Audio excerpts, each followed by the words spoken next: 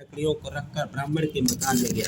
प्यास से उसकी आत्मा व्याकुल हो रही थी, परंतु वहां ब्राह्मण को व्रत करते देखकर नम्रता पूर्वक कहने लगे, आप ये क्या कर रहे हैं और इसके करने से किस फल की प्राप्ति होती है, विस्तार पूर्वक बतलाइए।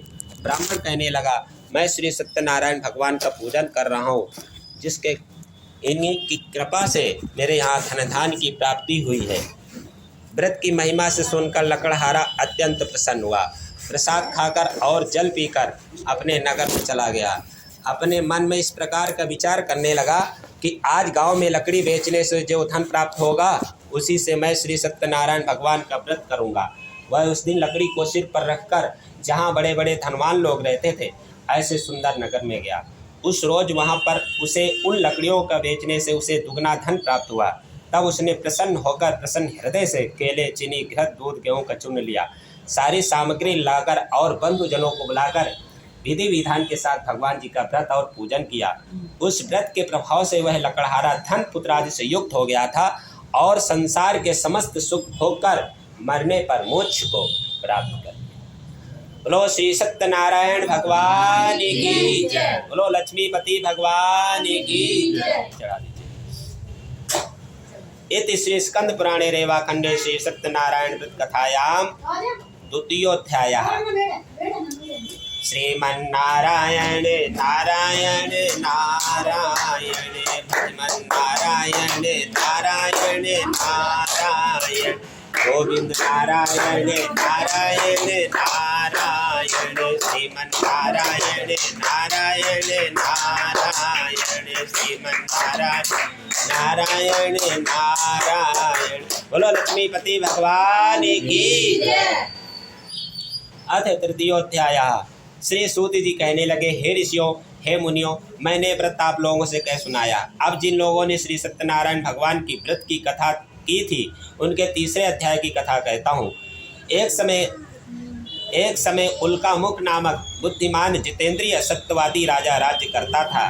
वह राजा नित्य प्रति मंदिर में जाता था तथा गरीबों को धन देकर उनके कष्ट दूर करता था। उसकी धर्म पत्नी कमल के समान मुख वाली सती साध्वी थी। भद्रशिला नदी के तट पर उन दोनों श्री सत्यनारायण भगवान का व्रत किया करते थे। इतने में एक साधु नामक वैश्य बहुत प्रकार से धनों से भरी नाव को उसी नदी किनारे पर ठहराकर राजा के पास आ गया और राजा को व्रत करते देखकर नम्रता पूर्वक कहने लगा, हे राजन, आप भक्ति युक्त चित्त से क्या कर रहे हैं? मेरी सुनने की इच्छा है, सो आप मुझे बताइए। राजा कहने लगा, हे वैश्य, हे साधु, मैं श्री सत्यनारायण भगवान का व्रत कर रहा हूँ और इनकी ही कृपा से मेरे यहाँ धन पुत्र आदि की प्राप्ति हुई है। व्रत की महिमा से सुनकर वैश्य सम्मान पूर्वक कहने लगा, हे राजन, इस व्रत का समस्त विधान मुझसे भी कहें, क्योंकि मेरे भी कोई संतान नहीं है और मुझे विश्वास है इस व्रत के करने के बाद अवश्य होगी। राजा ने वैश्य से संततिदायक विधान कहा। वह वैश्य व्यापार से निवृत्त होकर अपने घर आया। संतान को देने वाले व्रत का महात्म अपनी धर्म पत्नी से कहकर बोला कि मैं भी व्रत करूंगा यदि हमारे यहाँ संतान का जन्म होगा। इस प्रकार उस वैश्य ने अपनी स्त्री लीलावती से व्रत का महात्म कह सुनाया। एक दिन उसकी स्त्री लीलावती व्रत से चित्त में आनंदित होकर श्री सत्यनारायण भगवान की कृपा से गर्भवती हो गई तथा 10वें महीने में एक सुंदर कन्या का जन्म दिया। दिनों दिन कन्या इस तरह बढ़ने लगी थी जैसे शुक्ल पक्ष में प्रतिपदा से लेकर पूर्णिमा तक चंद्रमा बढ़ता है। इस प्रकार उस कन्या का नाम कलावती रखा गया। तब लीलावती ने अपने स्वामी से बोली, जिस व्रत को आपने संकल्प किया था उसे क्यों नहीं करते हैं? वैसे कहने लगा कि इसके विवाह के बाद करूँगा। इस प्रकार अपनी पत्नी को आश्वासन दे वह नगर में व्यापार के लिए निकल पड़ा। एक दिन अपनी पुत्री को खेलते हुए सखियों संग खेलते हुए देखा तो समझ गया कि विवाह के योग हो गई है। तुरंत दूत को भेज दिया। दूत कंचन नगर में पहुंचा। वहां से एक बनिए के पुत्र को ले आया। उस बनिए के पुत्र को सुंदर गुणवान देखकर जाति बंधुओं सहित अपनी पुत्री का विवाह उसके साथ कर दिया, किंतु दुर्भाग्यवश विवाह के बाद भी व्रत को करना भूल गया। तब श्री भगवान क्रोधित हो गए। एक दिन दोनों ससुर जमाई वैश्य और उसके दामाद व्यापार के लिए निकल पड़े। समुद्र के रत्नसारपुर नगर में जाकर दामाद के साथ व्यापार करने लगा। इधर राजा इधर भगवान ने उस वैश्य को भ्रष्ट प्रतीक देखकर भगवान ने श्राप दे दिया था कि तुम्हें आने वाले समय में कठोर दुख प्राप्त होगा। एक दिन राजा चंद्रकेतु के धन को लेकर चोर वहाँ ही आकर प्राप्त हुए थे, ठहरे हुए थे, जहाँ दोनों ससुर जमाई ठहरे थे। उसी समय राजा के दूत आए और राजा के धन को उनके पास रखा देखा, उन वैश्यों के पास रखा देखा तो समझ गए इन्होंने चोरी करी है। तुरंत उन दोनों वैश्यों को बांधकर राजा के समीप जाकर पेश कर दिया। यह दो चोर हम पकड़ कर लाए हैं, और धन भी सारा राजा के समीप रख दिया। राजा ने कोई विचार विमर्श नहीं किया और उन दोनों वैश्यों को जेल खाने में भेज दिया गया। उनके पास जो धन था राजा ने ले लिया। इधर वैश्य की स्त्री अति दुखित हो गई थी। घर पर जो धन रखा था चोरों ने चुरा लिया था। आदि व्याधि, भूख प्यास, अन्न की चिंता में दुखी होकर घर घर फिरने लगी। कलावती भी प्रतिदिन घर घर भिक्षा मांगने लगी। एक दिन कन्या कलावती किसी ब्राह्मण के घर गई।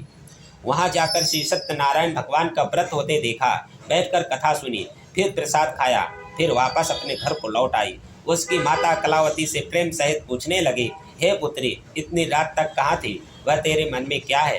तुरंत ही माता से कहने लगी, हे माता, मैंने एक ब्राह्मण के घर मनोरथ सिद्ध करने वाला, सब कामनाओं को पूरा करने वाला श्री सत्यनारायण भगवान का व्रत होते देखा है। कन्या के वचन सुनकर उसकी माता प्रसन्न होकर श्री सत्यनारायण भगवान के व्रत करने को तैयार हुई। उस पतिव्रता ने बंधुजनों को बुलाकर विधि विधान के साथ भगवान जी का व्रत और पूजन किया और क्षमा प्रार्थना करी कि मेरे पति और दामाद जिस भी विपदा में फंसे हैं वे तुरंत छूट जाएं। भगवान तो बड़े दयालु हैं। इस व्रत के करने के बाद संतुष्ट हो गए और राजा चंद्रकेतु को स्वप्न में दर्शन देकर कहा, हे राजन, जिन वैश्यों को तुमने बंदी बना रखा है वह निर्दोष हैं, उन्हें प्रातःकाल होते ही छोड़ दो और जो तुमने धन लिया था वह भी लौटा दो। अगर तुम ऐसा नहीं करते हो तो तुम्हारा धन राजपुत्रादि सब नाश कर दूंगा। स्वप्न में ऐसे कहकर प्रभु स्वप्न में अंतर्ध्यान हो गए थे। प्रातःकाल होते ही राजा ने सुजनों के सभा के मत में अपना रात वाला स्वप्न कह सुनाया और आज्ञा दी कि बंदी गृह में महाजनों को दोनों वैश्यों को छोड़ दिया जाए। राजपुरुष राजा की आज्ञा पाकर वैश्यों को बंधन से मुक्त कर ले आए। राजा के समक्ष लाकर पेश कर दिया। दोनों वैश्यों को बंधन से मुक्त कर ले आए। उन वैश्यों ने भय से व्याकुल हो कुछ भी नहीं कहा था। राजा उनसे आदर पूर्वक कहने लगा, हाथ जोड़कर कहने लगा, आपको भाग्यवश महादुख प्राप्त हुआ था, अब तुम्हें कोई भय नहीं है। ऐसा कहकर बेड़ियां कटवा दी, क्षौर कर्मादि करवाया। राजा ने उनको वस्त्र आभूषण देकर और जितना धन लिया था उससे दुगना धन देकर आदर सहित प्रेम सहित विदा कर दिया। दोनों वैश्य जयकार करते हुए अपने घर को चले गए। बोलो श्री सत्यनारायण भगवान की।